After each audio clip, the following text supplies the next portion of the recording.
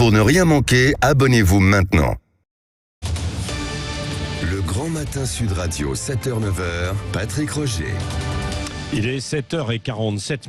Il y a un projet de loi sur la vidéosurveillance intelligente pour les JO 2024 notamment, qui est actuellement en discussion et qui crée un peu la controverse. Nous sommes avec François Matins, qui est directeur des affaires publiques à 22. Alors c'est le leader français de la vidéo intelligente et qui travaille sur des logiciels de vidéo retenus justement pour ces expérimentations. Bonjour.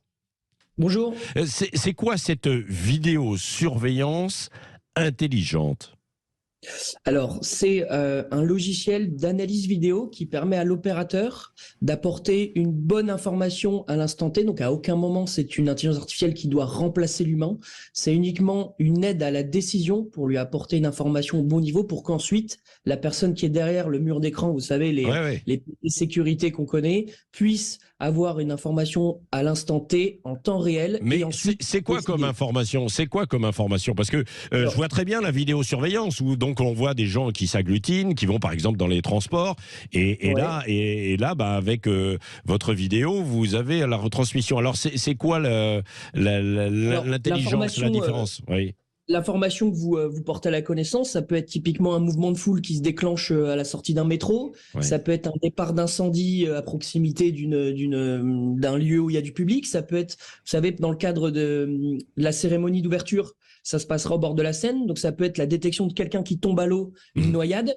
Et ça donnera une alerte sur les écrans de sécurité des pompiers, des services de sécurité, pour qu'ils puissent agir très rapidement. Oui. Alors pourquoi ça suscite autant d'inquiétude? Parce que quand on vous écoute, on se dit, finalement, oui, c'est de la vidéosurveillance pour essayer de mieux encadrer et de mieux réagir, quoi, en quelque sorte.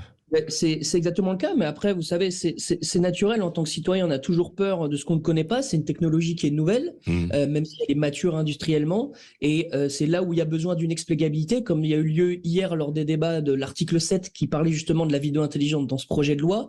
Il y a de la pédagogie à faire, il faut rassurer les gens. Et aujourd'hui, je pense que le projet de loi qui est sorti, même l'article 7 qui a été voté hier, qui est controversé. Oui, c'est ça. Qui est controversé, tout à fait, c'est normal, parce qu'il y a des points de vue différents. Cette technologie, dès qu'on dit le mot intelligence artificielle, on voit le modèle chinois où on voit cette logique de crédit social ou surveillance de masse. La France permet quand même d'encadrer ces choses avec à la fois des entreprises responsables et des garanties, notamment grâce à la CNIL, qui pourra apporter toutes les mesures pour permettre de rassurer les gens qui utiliseront et qui seront potentiellement sous ces caméras. Est-ce que ça se fait déjà à l'étranger ?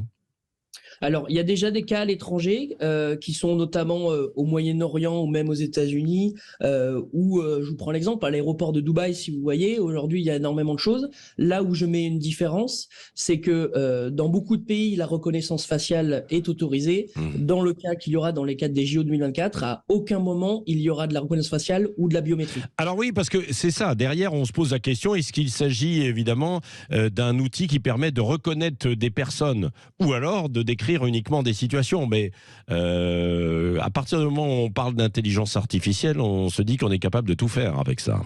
Alors justement, ce ne sera pas le cas, c'est-à-dire que la reconnaissance faciale, la biométrie ne sera pas mise en œuvre, donc ce sera impossible de reconnaître une personne par sa couleur de peau, par sa taille, etc. Ça sera uniquement détecter des situations et à aucun moment un recroisement biométrique permettra de reconnaître tel type de personne, uniquement des situations données. Oui.